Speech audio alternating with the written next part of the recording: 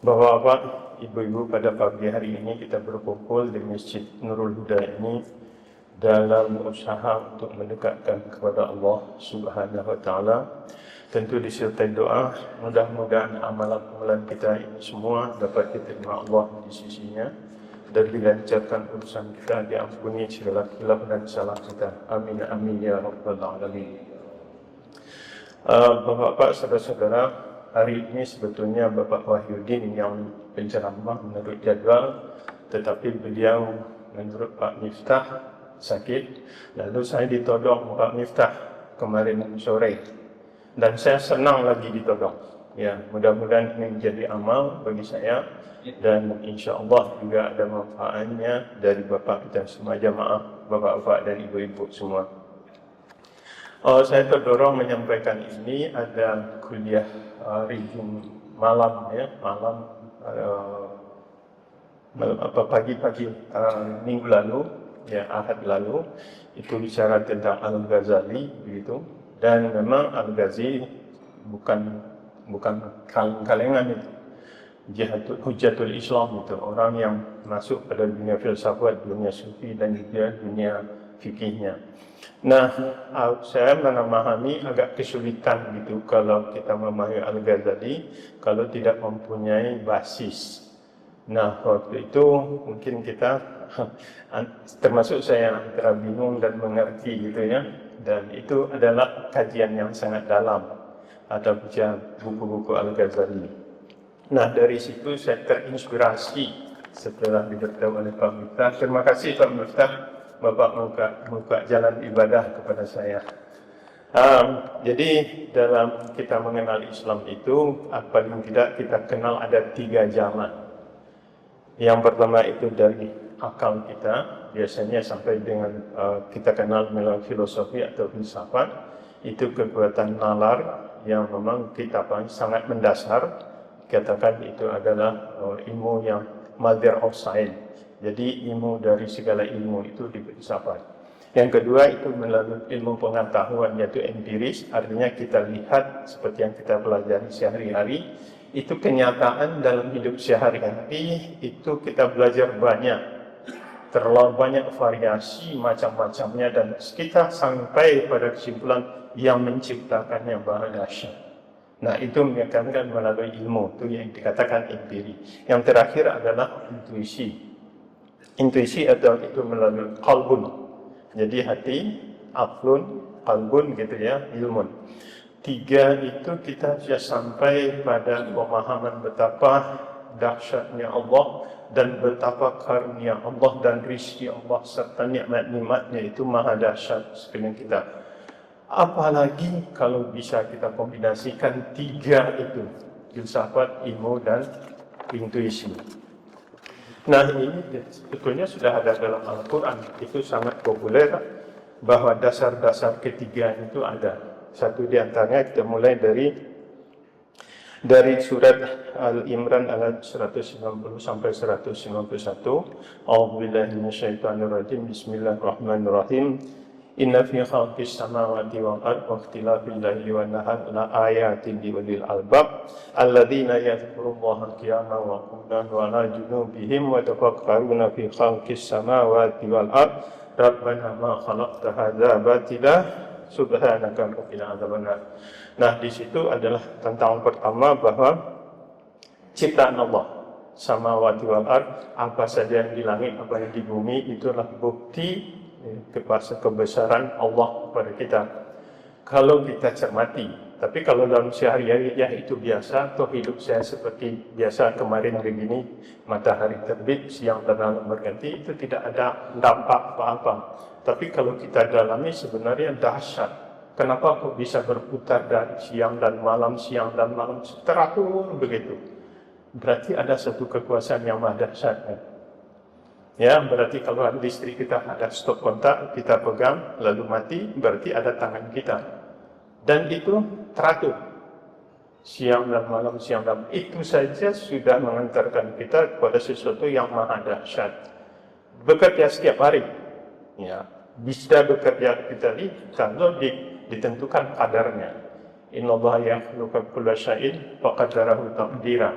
Jadi Allah itu menciptakan sesuatu, dia tentukan kadar, siklusnya, kekuatan dan kemampuannya. Bapak-bapak, saudara-saudara, itu kalau kita lihat secara ada 3 pendekatan itu tadi, lalu kita coba masuk kepada tasawuf atau sufi. Sufi itu memang seperti dibicarakan pada waktu minggu Ahad lalu, tidak mudah memang untuk masuk dalam dunia sufi itu. Sebab itu hisun atau perasaan terdalam untuk memahami segala sesuatunya itu ada sesuatu yang dia anugerahkan Allah kepada kita. Setiap kita punya itu, hanya kita pakai atau tajamkan apa tidak. Jadi kita sebenarnya punya pemahaman sufi, memang terbatas dan kita juga harus sangat hati-hati dengan sufi. Sampai kadang-kadang itu ngelmu jadi. Dan saya juga belajar banyak dulu waktu saya di Jogja dan Solo, itu ada hampir 200-an aliran kepercayaan yang satu sama lain itu tidak ada perbedaan. Bermacam-macam istilah, tapi untuk mengantarkan bahwa di situ tanpa Allah pun juga ada keasikan atau kemujizatan katanya. Dan saya tidak terlalu mau masuk di situ. Kalau di situ sudah imam tasawuf itu untuk mencari ihsan. Dalam ihsan itu mungkin Bapak Saudara pernah mengenal, ada dalam satu hadis panjang dialog antara Jibril dan Nabi Muhammad SAW. Itu al-ihsan. Satu adalah iman apa, Islam apa, satu diantaranya ihsan. Jadi antum minabillahi ka'annaka tarahu wa illam takun tarahu wa huwa yaraka. Apa itu ihsan itu? Jadi beramal kita dalam keseharian kita yakin betul diamati, diobservasi oleh Allah. Walaupun kita tidak pernah melihatnya. Jadi, wa in takun tahu wa huwa yaraka. Jadi meskipun kita tidak melihat, Allah pasti melihat. Lalu melihat, pernah kita kupas di sini, betapa CCTV itu sekarang bisa mencetak, merekam gerak kita 24 jam. Tidak ada miss 1 sekon pun tidak. Itu yang dikatakan melihat terus-menerus. Nah, mudah dipahami bahwa Allah melihat dari waktu ke waktu, dari detik demi detik. Lihat saja CCTV.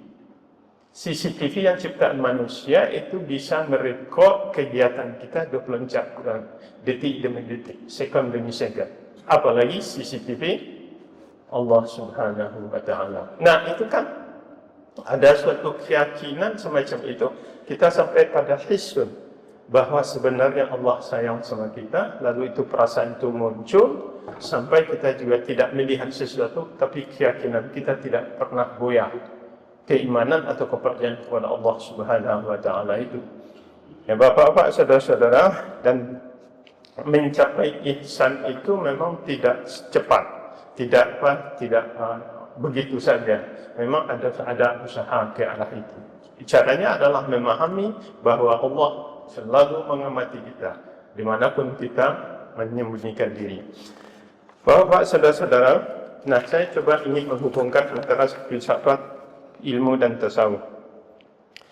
Filsafat itu adalah mengenai akal. Yang kita dapat adalah kebenaran rasional. Jadi secara logika dapat kita pahami seperti memahami CCTV Allah yang selalu mengintai kita dimanapun berada. Itu akal dapat menerima. Karena kita hanya diibrahkan seperti CCTV itu. Yang kedua indah atau kebenaran empiris. Nah kita di perguruan tinggi ini yang lebih banyak ilmu-ilmu empirik berdasarkan kenyataan, dilihat fenomenanya. Tapi lupa bahwa fenomena itu ada yang menciptakan. Bahwa warna macam-macam.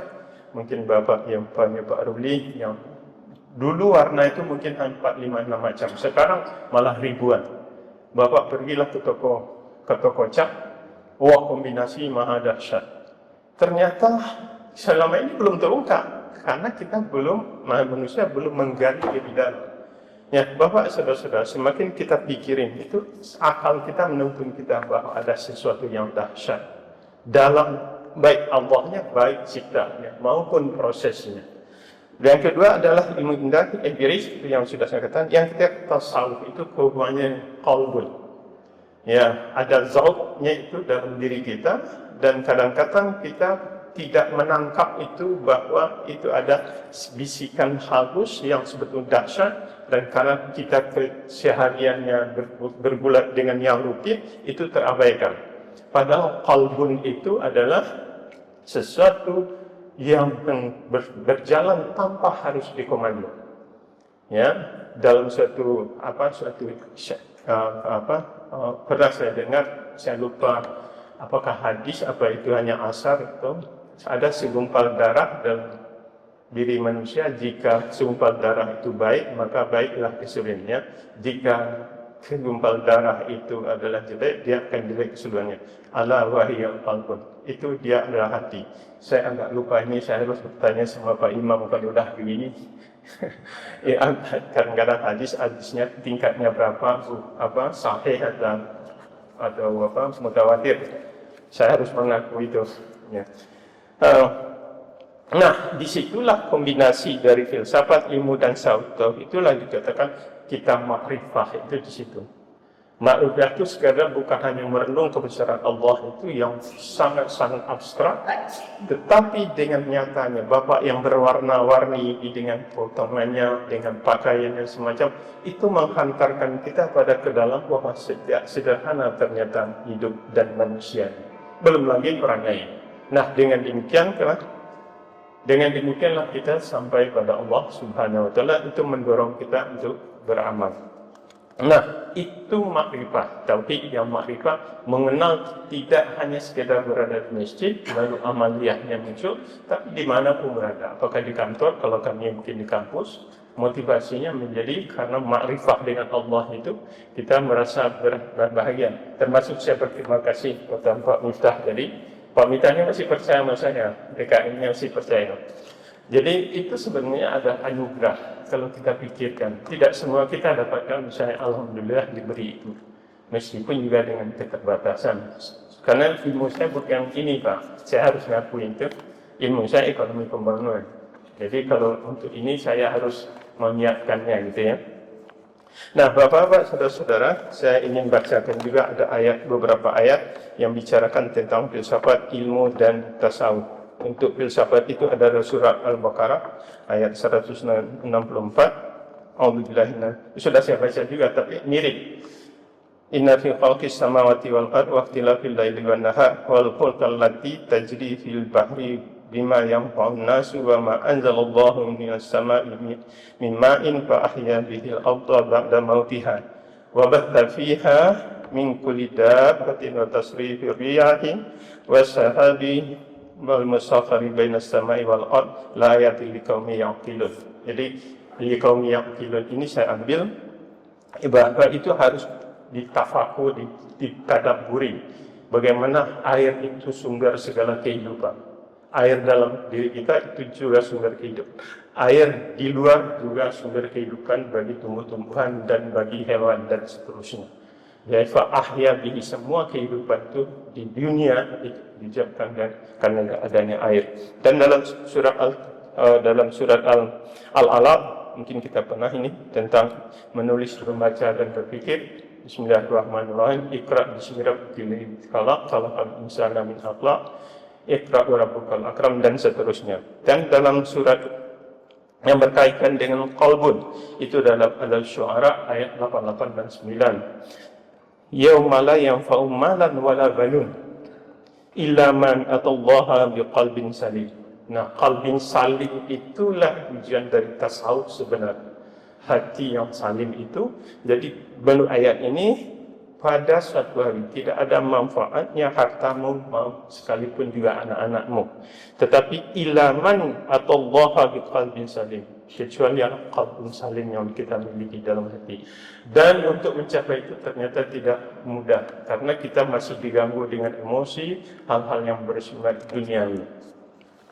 Bapak-bapak, saudara-saudara, kalau saya ringkas karena terlalu lama juga untuk bicara ini, bagi umat modern, nah ini karena ada kultum ini, jadi krisis moral menuntut kita, krisis moral kita hadapi di lingkungan kita, apalagi mass media, orang sudah begitu mengumbar-umbar aurat, dan juga termasuk juga yang aurat yang paling spesifik pun juga kadang-kadang diumbar demikian rupa. Nah, itu ada krisis moral untuk orang Islam. Itu akan krisis moral itu di depan kita sehari-hari.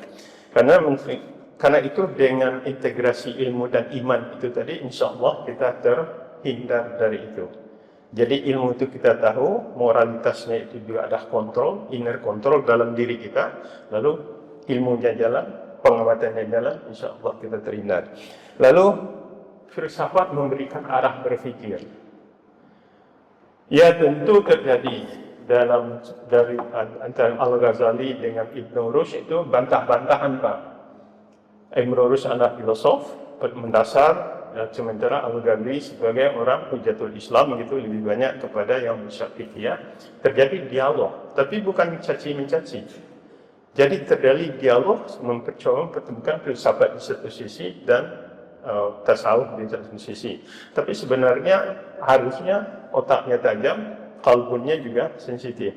Nah, kombinasi itulah sebenarnya. Ya, kalau emosi saja sering-sering orang mengikuti sesuatu karena taklid. Taklid itu pasti pakai emosi. Tapi kalau bukan taklid, tiba itu kita mempunyai pemahaman untuk melakukan sesuatu. Bapak-bapak, saudara-saudara, filsafat memberikan arah berpikir kita, ilmu pengetahuan mempunyai kekuatan ilmiah dan teknologi. Nah, tasawuf memberi kedalaman rohani. Nah, ya kebetulan juga di tempat saya tidak terlalu banyak sih, ada juga yang tasawuf semacam ini, yang juga jumpa litan begitu, meskipun itu di masjid ataupun di surau. Dan kadang-kadang susah kita pahami, kok harus begitu, kayak lupa daratan, kata ekstasi gitu loh. Di mana sih ilmunya, di mana sih Islamnya? Tapi kalau ditanya, memang itu saya mencapai satu titik klima katanya. Nah, jadi kan susah kita jelaskan. Nah, jadi bapak-bapak, saudara-saudara, tasawuf memberi kedalaman rohani sebenarnya. Jadi ada ketebalan dalam diri kita atau resistensi yang tinggi terhadap sesuatu. Jadi itu mungkin jadi tidak mengeluh dan seterusnya. Lalu tasawuf, kesatuan ketiganya itulah menurut insan kamil. Insan kamil itu hatinya dalam, pikirannya tajam, lalu juga akalnya jalan atau operasi kesehariannya itu dia maknai sebagai betapa besarnya ciptaan Allah yang disiapkan untuk manusia. Berikutnya adalah tasawuf penyucian jiwa untuk mendekat kepada Allah, ya. Dan seperti yang saya katakan tadi, bahwa itu melalui ihsan. Nah, untuk penutup mungkin lebih dari 7 menit ya. Dari Ali sebenarnya. Jadi saya juga sering menyetir ini, man arafa nafsahu faqad arafa rabbahu. Itu dari Ali. Dia yang jadi filosof dari filosof menurut saya. Jadi untuk jembatan mengenal Allah cukup mengenali diri sebenarnya. Coba lihat gerak kita berapa. Ada nggak robot yang bisa arah sampai 180 derajat, 360 derajat? Belum. 60 derajat, 90 derajat sudah ada. Terus organ-organ kita semua itu dahsyat, Pak. Semuanya katanya dari atas jatuh ke bawah. Tetapi yang terjadi turun naik ke atas, ada kapilasi simpatik dalam ilmu kedokteran, justru dari bawah naik ke atas. Jadi ada, kalau kita cermati satu demi satu, ternyata terlalu banyak tanda-tanda kebesaran Allah itu, dan kadang-kadang kita katakan kecuali, tapi bukan kecuali karena tidak sengaja. Memang itulah kebesaran Allah Subhanahu wa taala. Jadi bapak-bapak, saudara-saudara, dalam penutup dapat saya katakan, siapa yang mengenal dirinya, dia akan mengenal Tuhannya sebagai pencipta. Ilmu tanpa akhlak, kesombongan, ya, melanjut diri. Filsafat tanpa iman, kebingungan.